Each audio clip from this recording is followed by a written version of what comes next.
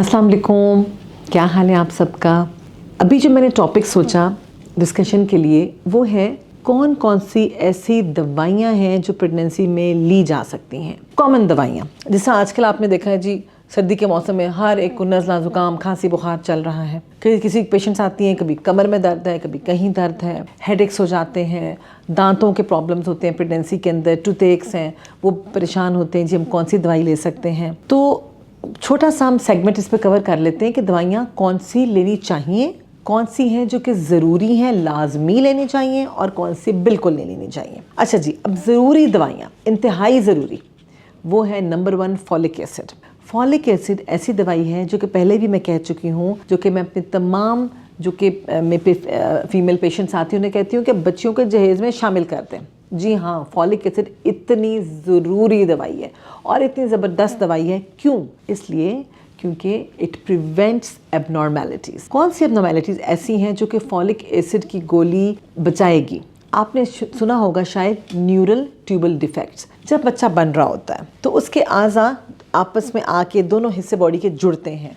अगर folic acid की गोली ना ली जाए तो फोड़े बन जाते हैं कमर में, सर के अंदर, जिनको हम मेनिंगोसील, मेनिंगोमाइलोसील, स्पाइना बाइफिडा, ये वाले हम इनके टर्म्स यूज़ होते हैं। प्रॉपर बॉडी का क्लोजर नहीं होता फॉलिक एसिड डेफिशिएंसी की वजह से, जिसकी वजह से कभी स्पाइन दो हिस्सों में, जो रीढ़ की हड्डी है वो दो हिस्सों में बढ़ जाती है और वहाँ से एक सुराख बन के रीढ़ की हड्डी में मवाद बाहर निकल आता है।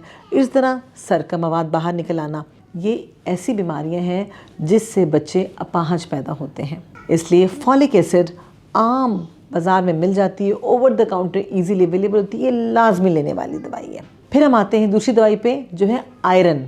आयरन की गोली, फौलाद की गोली आम मिलती है मार्केट में, ये भी लेना बहुत ज़रूरी है क्योंकि माँ में कमी ना हो जाए खून की। खून को बढ़ाने के लिए आपको आयरन की गोली लेना लाजमी है और इसकी रिक्वायरमेंट जैसे जैसे बच्चा बढ़ता जाता है आयरन की भी रिक्वायरमेंट बढ़ती जाती है। इसके अलावा कैल्शियम, जी हाँ, कैल्शियम आपके लिए भी और बच्चे के लिए भी, क्योंकि माँ बनना आसान तो नहीं है। जब प्रेगनेंसी होती है अपने से निकल के बच्चे को जा रही है, बच्चे की हड्डियाँ कहाँ से बनेंगी, बच्चा आपसे ही लेगा ना। तो कैल्शियम की भी मिकदार, एक ख़ास मिकदार में कैल्शियम का डेली इंटेक होना ज़रूरी है।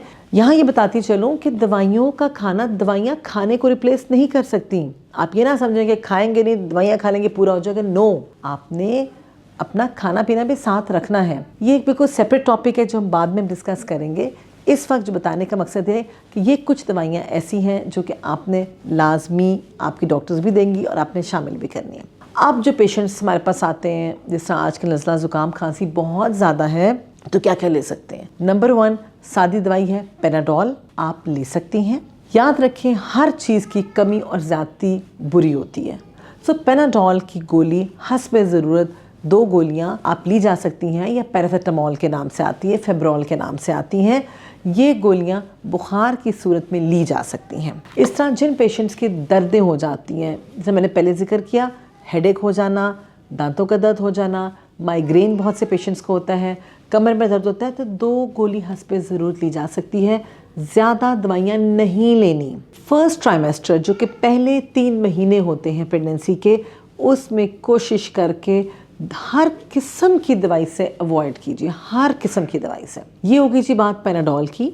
लेटली कुछ खबरें ऐसी भी आई थी कि पेनाडोल को लिंक किया जा रहा है विद ऑटिज़म। ऑटिज़म एक ख़ास बच्चों की बीमारी है जो कि बच्चे दिखने में बिल्कुल हेल्दी होते हैं लेकिन दिमागी तौर पे वो इतना सोशली कनेक्ट नहीं कर सकते। आपकी तरफ शायद देखें ना, आंखों में आंखें डाल के अपने आप मशगूल रहते हैं काम करने में, आपकी बात का जवाब ना दें। तो इसका लिंक पैरासिटामोल से किया जा रहा है, लेकिन प्रूवन चीज़ें नहीं हैं। लेकिन चूंकि इन पर रिसर्च जारी है तो इसलिए मैं अपने तमाम पेशेंट से कहती हूँ कि आपने हस्ब ज़रूरत लें, किसी चीज़ को भी रेगुलरली ना लें और पहले 3 महीने में अवॉइड कीजिए। नंबर 2 नज़ला ज़ुकाम खांसी। इसके लिए आप क्या ले सकती हैं, आप लोग एंटी एलर्जिक जो मेडिसिन हैं वो ईज़िली ली जा सकती हैं, उनमें कोई कबाहत नहीं है। आपकी डॉक्टर आपको एंटी एलर्जिक डिफरेंट टाइप्स की हैं वो आपको लिख के दे सकती हैं and you can take them safely 5 to 6 days के लिए। फिर है शरबत, खांसी के लिए है, मैदे की तेज़ाबियत के लिए हैं, ये भी लिए जा सकते हैं। इनमें कोई इतना ऐसा प्रॉब्लम नहीं है। रूटीन के शरबत जो मार्केट में इजीली अवेलेबल है, मैं इस वक्त नाम नहीं लूँगी क्योंकि ये भी डॉक्टर आपकी देख के आपको बेहतर बता सकती हैं कि आपको खांसी रोकने वाला शरबत की ज़रूरत है या अगर आपके छाती में बलगम जम गया है उसको निकालने वाले शरबत की ज़रूरत है, वो अकॉर्डिंगली दे सकते हैं और वो सेफ़ होते हैं। इसके अलावा तेज़ाबियत के लिए हस्बे ज़रूरत आप दवाइयाँ चूसने वाली भी ले सकती हैं, शरबत भी ले सकते हैं और कैप्सूल्स भी ले सकते हैं। बहुत हाई फाई दवाइयों पे ना जाएं। रूटीन के ओमेप्राजोल जिस तरह है वो चीज़ें, ये फेमोटिडीन के जो हैं गोलियां, ये नंबर 1 पे आती हैं, ये आप लोग सेफली ले सकते हैं, कोई साइड इफ़ेक्ट्स नहीं हैं इनके। इसी तरह से ऐसी कुछ दवाइयाँ जो कि आपको डॉक्टर्स लिख देते हैं जिनमें स्टीरॉयड्स शामिल होते हैं। स्टीरॉयड्स बहुत उस सूरत में लिए जाने चाहिए अगर आपका कंट्रोल नहीं हो रहा है, कोई सपोज जिस तरह आजकल सीजनल एलर्जीज़ हैं या बहुत ज़्यादा खांसी है, तो मजबूरी के तौर पे अगर स्टीरॉयड लिखा जाता है तो बहुत शॉर्ट ड्यूरेशन के लिए ओनली फॉर 5 डेज़ लिए जा सकते हैं। कोशिश करके बहुत लंबा स्टीरॉयड्स भी ना लें, उनके साइड इफ़ेक्ट ज़्यादा मुमकिन है। अब कुछ ऐसी चीज़ें जो कि हम बिल्कुल नहीं देते, उनके अंदर है non steroidal anti inflammatory drugs जो कि इंतहाई कॉन्ट्राइंडिकेटेड हैं। क्यों? ये वो दवाइयाँ होती हैं जो कि बेसिकली स्टीरॉयड में नहीं आती, लेकिन पेन किलर्स होते हैं, ये नहीं लेने। आप ज़रूर जब पेन की दवाई देखें तो देख लें क्या ये एनसेड है। एनसेड के नाम आमतौर पे कहते हैं non steroidal anti inflammatory drugs. क्यों नहीं देने? क्योंकि इसका इफेक्ट प्लेसेंटा पे होता है, बेबी पे होता है, बच्चे के हार्ट पे हो जाता है। कुछ ऐसी चीज़ें हैं जो अल्लाह ताला ने अपने टाइम से रखी होती हैं, इस टाइम पे ये चीज़ बंद होनी है, इस टाइम पे ये चीज़ खुली होनी है। तो अगर आप non steroidal anti inflammatory drugs लेते हैं तो उससे बच्चे के आम ज़बान में मैं आपको समझाने के लिए बता रही हूँ कि दिल में सुराख होने के चांसेस ज़्यादा हो जाते हैं। नंबर 2, पानी के बच्चे के पानी में कमी वाक़ हो सकती है। नंबर 3, जो नशोनुमा माँ से बच्चे को मिल रही है प्लेसेंटा के थ्रू, आंवल के थ्रू, उसके अंदर खातिर ख्वाह कमी हो जाती है, इसलिए आपने ये दवाई बिल्कुल नहीं लेनी।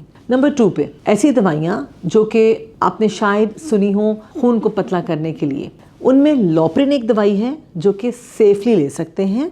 लॉप्रिन एस्कार्ड के नाम से भी आती है, सेफली ले सकते हैं। लेकिन कुछ ऐसी दवाइयाँ होती हैं जिस तरह वॉरफरिन एक दवाई है, ख़ास तौर पे ये सख्ती से मना है क्योंकि इनके साइड इफ़ेक्ट्स बच्चे के ऊपर एबनॉर्मेलिटीज़ के फॉर्म में आते हैं। फिर कुछ ऐसी मेडिसिन्स हैं जो कि पेशेंट्स हमल से पहले ले रहे होते हैं, जिस तरह अपनी स्किन को साफ़ करने के लिए, ठीक है। इनमें मैं अगेन नाम नहीं लूँगी, लेकिन जो भी स्किन की दवाइयाँ आप पहले ले रहे थे, अगर प्रेगनेंसी होती है तो फ़ौरन छोड़ देनी चाहिए। कुछ ऐसी मेडिसिन्स हैं ख़तरनाक किस्म की जो कि एबनॉर्मेलिटीज़ के साथ एसोसिएटेड होते हैं, वो आपके डॉक्टर्स आपको देते वक्त बताएंगे कि हमल होने से एटलीस्ट 6 महीने पहले उन मेडिसिन को छोड़ देना चाहिए। तो इसलिए स्किन की दवाइयाँ एहतियात से लें अगर जिनका प्रेगनेंसी करने का इरादा है।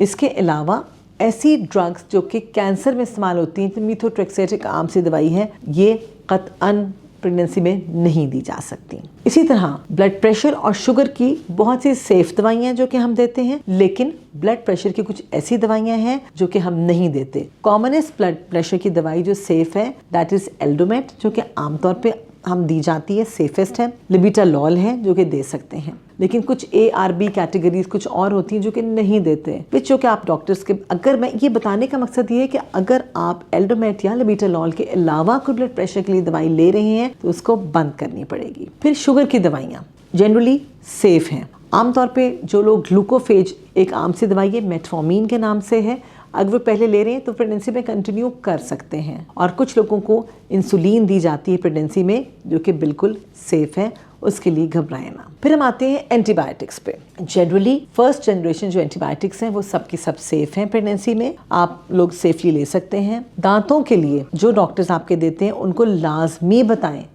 कि यू आर प्रेगनेंट, ताकि वो उसके मुताबिक दवाई दें।